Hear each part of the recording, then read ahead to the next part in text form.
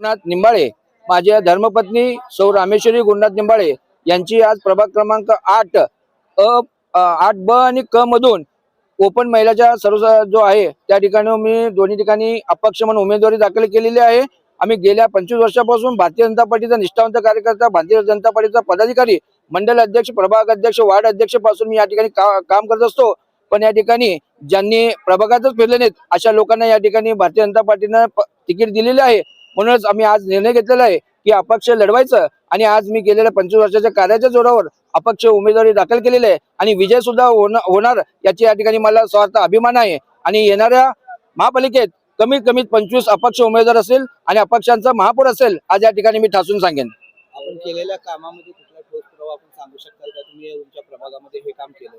साहेब, नुकतेच एकनाथ भाई शिंदे आपल्या महाराष्ट्राचे माजी मुख्यमंत्री ज्यांनी लाडकी बहीण योजना काढली होती, 6300 महिलांचं आम्ही या ठिकाणी मोबाईलच्या माध्यमातून त्यांची लाडकी बहीण योजना करून दिलेली आहे। आणि जो कोरोना सारखा महाभयंकर रोग आला होता, 60,000 लोकांना मी स्वतः सकाळी 7 ते रात्री 10 वाजेपर्यंत त्या थांबून लसीकरणाचा फायदा करून दिलेला आहे। मी लाडकी बहीण योजना ही अजित पवार यांच्या राष्ट्रवादीने आणली असं वारंवार म्हटलं जातं, तो जो शब्द आहे तो तुम्ही कसा खोडून काढता? नाही, ठीक आहे, कसं आहे, त्या आता एकनाथ भाई आहेत, देवेंद्र भाई आहेत आणि अजित दादा सुद्धा आहेत।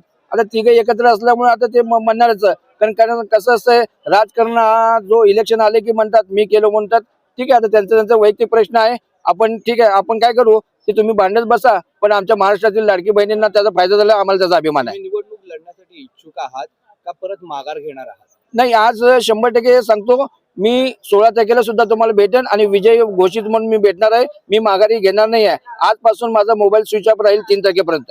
निवडणुकीचा पूर्ण खर्च कोण करणार? मला निवडणुकीचा खर्च लागणार नाही। मी माझ्या प्रभागात एवढं सुद्धा काम चांगलं आहे, रात्री तुम्ही कधीही कॉल करा, मी त्या सक्षमपणे तिथे जात असतो। एवढी वर्ष पक्षामध्ये निष्ठेने काम केलं, तुम्ही ज्यावेळेस उमेदवारी मागायला गेला पक्षाला, काय तुमची भावना? आम्ही आमदार, आमच्या शहर उत्तरचे लाडके आमदार आदरणीय विजयकुमार देशमुख यांना माझ्या मिसेसनं आणि मी केलेल्या कामाची त्यांना ब्राउझर दिलं होतं आणि सांगितलं होतं, साहेब आम्हाला एकदा संधी द्या। तर मी कधीच काही मागितलं नाही, पण आतापर्यंत माझ्या निवडणुका ज्या झालेल्या प्रभाग 8 मध्ये त्या सर्वच उमेदवारांचा मी 20 वर्ष झालं निवडणूक प्रमुख म्हणून काम करतो।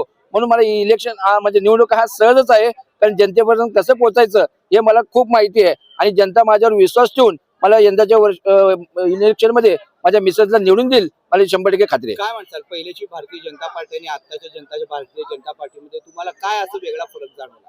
फरक असं जाणवला की आम्ही कुठेतरी चुकलं असं वाटतंय। आम्ही सुद्धा इलेक्शनच्या अगोदर कुठल्या तरी पक्षात उडी मारायला पाहिजे होतं, पण आम्ही शेवटपर्यंत आम्हाला आदरणीय विजयकुमार देशमुख यांच्यावर विश्वास होता की माझ्या कार्यावर विश्वास ठेवून मला तिकीट देतील असतील। पण येणारे प्रत्येकाला वाटत आहे महाराष्ट्रात, देशात भारतीय जनता पार्टीची सत्ता आहे, आम्ही चालत्या गाडीत बसायला पाहिजे, पण तसं नसतं, चालत्या गाडी कधीतरी बंद पडेल हे लक्षात घ्या। महापालिका निवडणूक ही कार्यकर्त्यांची निवडणूक म्हणून मानली जाते। हो, यंदा ही निवडणुकीमध्ये नवीन चेहऱ्यांना संधी द्यायला हवी होती, भारतीय जनता पार्टीने नाही दिलेली आहे। त्या संदर्भात तुम्ही काय सांगताल? खरं तर तुम्हाला सांगतो, ज्या ठिकाणी खासदारकी येते, आमदारकी इलेक्शन येत असते, त्यावेळेस निष्ठावंत कार्यकर्तेच काम करत असते। स्लिपा वाटणे, घरोघरी जाणे, सर्वच आपल्या सरकारच्या काय योजना असतील ते कार्यकर्ते म्हणजे नागरिकांपर्यंत पोहोचवणे, मतदारांपर्यंत पोहोचवते। पण त्यातील एखादा मला समाधान असतं की त्या कार्यकर्त्याला तुम्ही कुठेतरी त्या कार्यकर्त्याची चीज करा, त्याला कुठेतरी एखादं तिकीट द्या। साहेब, आम्ही 100 मध्ये गेलं तर तुम्ही एकाला तर तिकीट द्या, ह्यांना डावलून तुम्ही दुसऱ्याला जर तिकीट देत असेल, त्याला त्या प्रभागात काहीच त्याचा संपर्क नाही, अशा व्यक्तीला जर तुम्ही देत असेल तर आमच्यावर अन्याय झाले असं खरं सांगतो।